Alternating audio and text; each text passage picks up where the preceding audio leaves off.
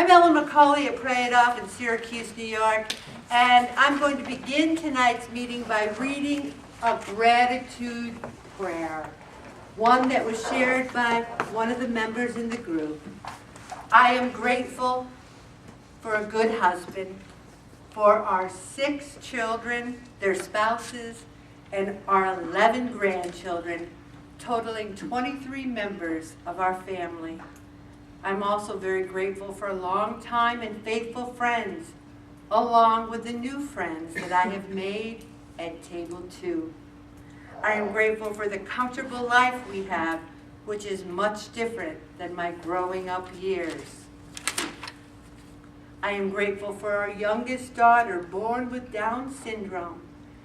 She has taught me patience and allowed me to experience situations over the past 32 years that allowed me to grow as an individual. I am eternally grateful for my Catholic faith and for the ability to rely on the good Lord every day of my life. Amen. Amen. Beautiful, beautiful, beautiful, beautiful. And you know, as I mentioned earlier, those gratitude prayers touch me deeply, and that is why I want to share them with the group. And I really encourage you to share them with me. No one has to know what you wrote. There's no awards for the best gratitude prayer, because they all, as each of us are individuals, as each of us have our own hearts, our own minds, our own souls, each of us have our own gratitude in our own way, and I cherish each and every one of them. I told you earlier tonight that I want to talk about consistency, and kind of right along with that goes moderation. When you're in a weight loss group, there has to be some habits moderated. Are you going to eat the whole box of Girl Scout cookies? Are you going to moderate that behavior? So I want to start with an article that I really like, and it starts out by saying, I heard a priest say recently that he does 3 things every day. He prays, he celebrates Mass, and he exercises. Now, the first 2 are obvious, but why exercise? Well, he wants to keep his body strong and healthy to do God's work. One of my favorite prayers I always say is the prayer of St. Teresa of Avila. God has no body here on earth. Ours are the hands and feet that do His work. If we are healthier, Katie said she feels better than she has in years. Guess what? I feel better. I know I'm a senior. I'll be 65 on June 25th, but guess what? I feel good. And isn't that what getting healthy is all about? Moderation and consistency are the keys to fitness.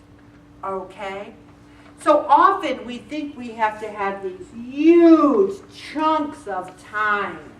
Oh, I will get healthy when the kids graduate from high school and they go away to college, or I will get healthy when I no longer work, when I'm retired, or I will exercise when this one's better and I don't have to go to doctor's appointments with this one or that one. There is never a good time, because something else will step in and take a place of. Bob and I are just as busy as we were when we had 3 teenagers and a baby in the house, because other things have stepped up, other family members who have more needs. This group, Pray It Off, so many things. We're still working. We have filled those things in, but we find the time to try to take care of our health. Does it mean you might not stay up as late at night and maybe not watch, I want to say Jay Leno, but that's not it. What's the guy? Help me. Jimmy Fallon. Jimmy Fallon, who I think is adorable, but do I watch him? No, because I have to go to bed, okay? And so the things, the chunks of time holds true for prayer too. We think we need to go to a quiet place, light a candle, gaze at a crucifix, go to adoration, go to Mass. God is with us 24/7. We can pray driving to work. We can pray saying, Lord, here I go, starting another day, be with me, hold my hand, let me surrender this day to you. Prayer does not mean you have to carve these chunks of time. You know, if you say, I'm going to go to the gym, oops, I got too busy, didn't go. But if your exercise routine includes marching in place with 5-pound weights, you can do that at any time. You can do it during Jeopardy. You can do it in the morning. You can get up a half hour early. You can make the time. One of the things I discovered with organization is I never have chunks of time. But I do for one drawer. I even will sing to Bob, one drawer at a time, sweet Jesus. And I'll do one drawer, and all of a sudden I keep opening it because it looks so great. But if I try to find time to do all the drawers, I never find that huge chunk of time. And before you know it, that is why I have 6 books on the go at all times. And every night, I read 2 pages of 5 books. I have categories. An inspirational, of this, of that. 2 pages. Before you know it, the book's done. You might say, how's that possible? It is. It's done. And then I get another book to replace it. But if I had to think about reading all these books, I wouldn't find the time. So, think about finding chunks of time, little at a time. Make your prayer life a constant conversation with God. Believe it or not, He's interested in all your crap. Nobody cares more about you than God. You can say things like, God, I just feel so tired. I don't even want to go to pray it off. And then you got to shut up because He's saying, you get your butt to pray it off. You get there. He's talking to you. There's some simple ways to build consistency because everyone has the best intentions. People leave here on Thursday night and they're on fire. Oh, I'm going to do it now. I finally got it. I'm going to eat less. I'm going to move more. I'm going to pray like crazy. I'm going to be the star of Pray It Off. Ellen's going to weep when she gives me my award. It's going to be so beautiful. You're driving home, seeing my tears and smiling with happiness. And then you get home and your husband says, I got a pizza. And you're like, I'll start tomorrow. Okay?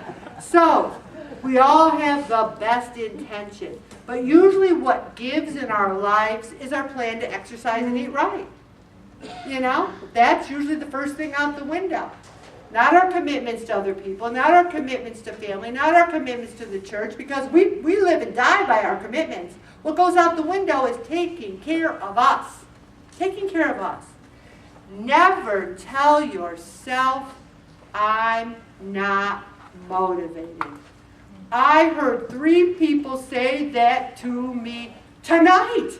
And I had this in the back of my mind. Oh, I can't wait to get to rule number 1. So you 3 people, you listen up right now. Because you have the power. You have and want 2 opposing and different things. We all want to eat desserts. We all want ice cream, cookies, candy, cake. We all want jelly beans and Cadbury eggs. We all want donuts. But then there's the other part of us that wants to be healthy and lose weight.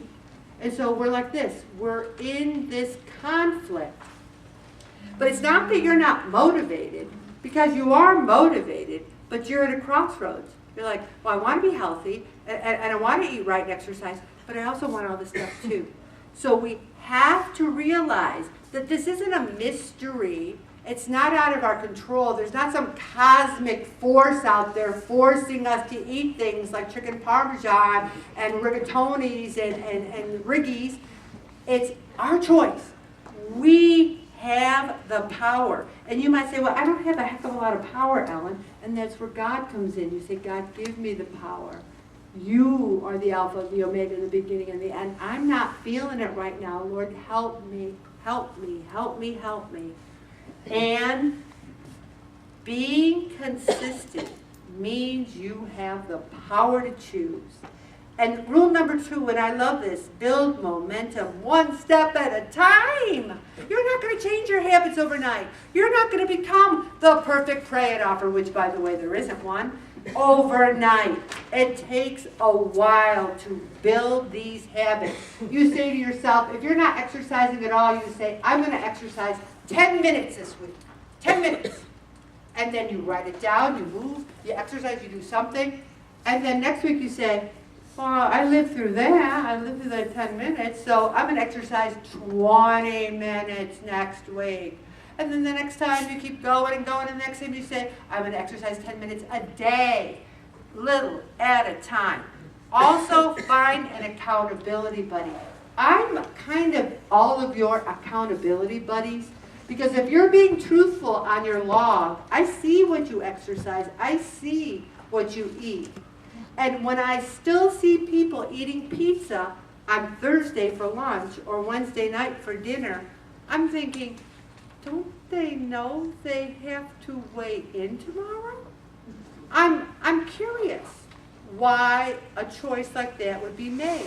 Now, if you have to have it on Friday night and you work hard and work it off, I don't care. It's fine. But you have the control. Also, I will be your excuse buster too, because I have literally heard every excuse in the world. If you're a teacher out there, how many excuses have you ever heard, teachers? For why the homework wasn't done, why they can't take gym, whatever. You've heard it all. But I've heard a lot of excuses. Some of them are real. The funny part is the people who have the most. I had a pray-it offer call me once. Ellen, I'm in the back of an ambulance. My husband's going to the hospital. I won't be able to make it to the meeting tonight. Hello? How is that for commitment? Calling from the back of an ambulance because you made a commitment to pray it off. Now, I've had people say, oh yeah, I lay down to take a nap and I never had a chance all week to give you a call. All week? Really? Did someone have you in a cell with it padlocked and locked? Where were you all week? So, I have heard them all. And here's another good one. Always have a plan B. Because the biggest excuse of all is that plan A did not work out. I went to a party, Ellen, and all they had was hot fudge sundaes, donuts, and pizzas. What choice did I have? I had no idea there wouldn't be a salad or turkey or anything. It blindsided me, Ellen, blindsided.